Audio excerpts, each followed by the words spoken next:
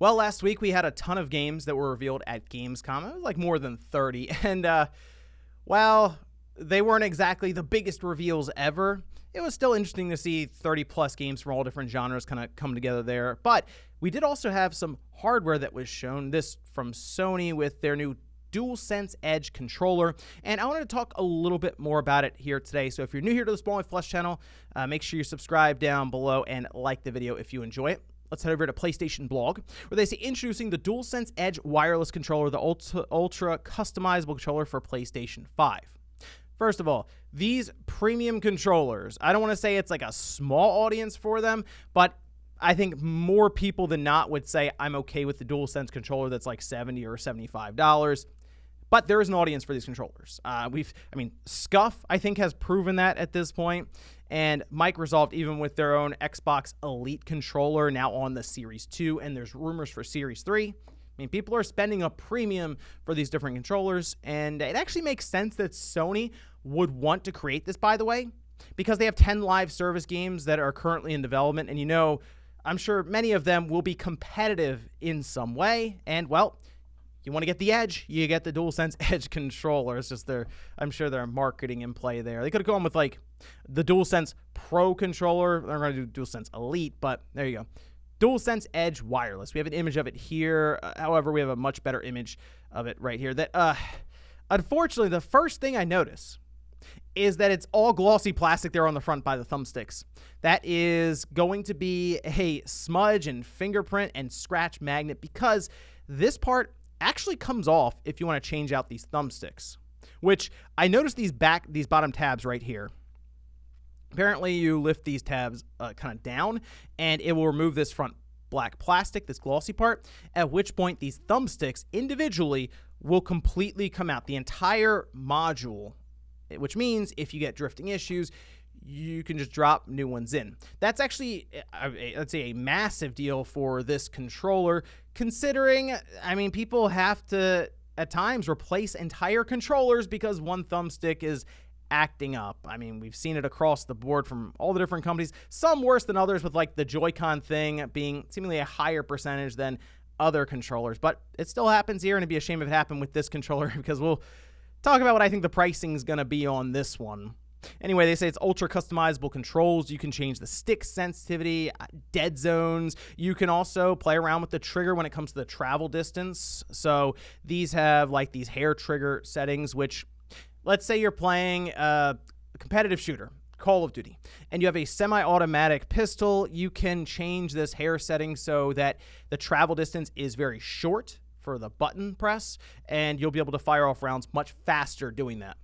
I do like the design of these the symbols here, this nice little accent design on it, on the touchpad. I assume that'll also provide better grip, because if you have a DualSense controller, you'll know that there are a ton of very, very small, almost engravings on the back of the controller for these symbols, and that does provide grip. The fact that it's here, and then also it's on the triggers, which I assume will also provide better grip, I think that's nice to see that.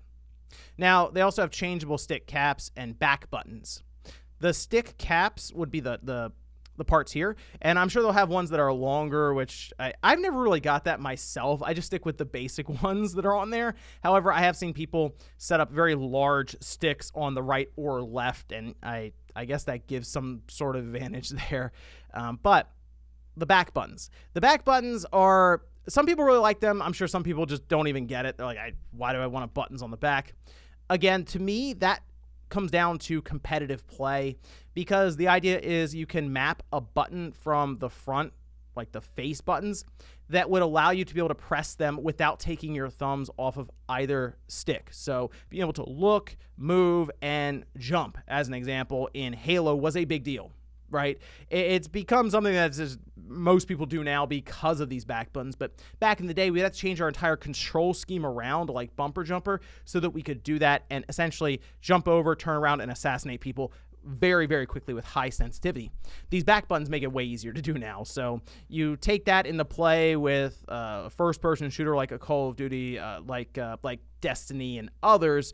Yeah, there is a reason for those back buttons that would actually be meaningful. So the only thing that's weird is Sony's they're only doing two. Usually you have 4. Like Scuff will have 4. The Xbox Elite Series controller will have 4. So it's a little odd to see just the 2 there. They do mention on-controller user interface, which is a dedicated function button. And that's kind of like, I guess these 2 tabs here are set up as FN. So again, this is something I'm going to have to get my hands and actually play around with to see exactly, I guess, what the deal is with that one. But you'd be able to change between preset controller profiles. They say adjust game volume, chat balance, access profile settings menu. And that, I guess, would just be all done just on screen while you're playing. So it's very quick to get to. And they have all the basic features that we're used to now with the DualSense wireless controller, the microphone motion controls, haptic feedback, adaptive triggers, all that. The adaptive triggers may be weird because of those hair triggers. That's going to be very odd how all of that works out there. But you can get a better look at kind of the extra grip here on L2 and R2. And they also mention that the USB Type-C controller will right here, the port will lock in a bit better with the cable, because there are people who just want it to be wired so they don't deal with any kind of wireless latency. Even though the DualSense is pretty low, they'd still just like to eliminate that. So Sony, with a braided controller cable, realized, okay, yeah, people will just probably also want to plug the controller in for any of these competitive games. Now, I did notice one thing they mentioned here right down at the bottom. They say they included carrying case, which keeps your DualSense Edge wireless controller and components together and organized in one place. Also allows you to charge the controller via USB connection while it's stored in the case. If you're not aware, the Xbox Series 2, like the Elite controller, does this, and it's actually a pretty cool feature. So if we look at like the Xbox wireless right here, this casing, you can kind of see a controller cable looking to plug in if we play it here. It plugs into the case, and the Xbox controller sits in the case with, right there, we have some connection that will be made when you just drop the controller in, and it will charge it while it's sitting in there. Like, that's actually a pretty cool feature to have so you can store it away. I wouldn't mind seeing Sony come up with a design for the case to where you can flip it over and around, and it becomes like a controller stand. So you can just kind of drop it in there and then charge the case as you need to. The other thing I would like to see here from Sony, like, I'm already anticipating for this to feel like a more premium controller. I would like to see them increase the battery life as well, because I'm already expecting it to weigh more and just feel more solid. Hey, if the battery's larger to go along with that, I'm not really going to necessarily complain about that one, as I kind of already expect it to be weightier in the hand. The last big thing, pricing. This is something that people are kind of going back and forth on.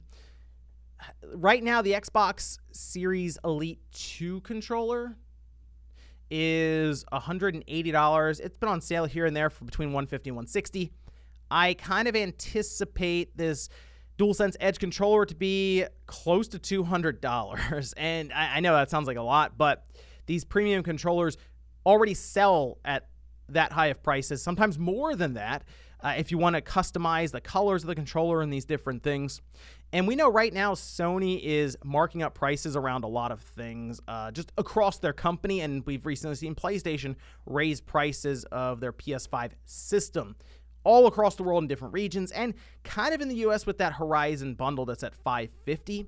So I think this is coming in at $199.9. That at least is my guess now, and we'll see how the market reacts to that. I am very curious to take a look at this controller in a video. We'll break it down, take a look inside of it, and then I'm sure I'll be using it and giving my impressions. But I like the Elite controller from Microsoft, and I'm hoping that Sony can provide a good experience here with the DualSense Edge. But let me know what you guys think about this controller so far. We need pricing, we need release date.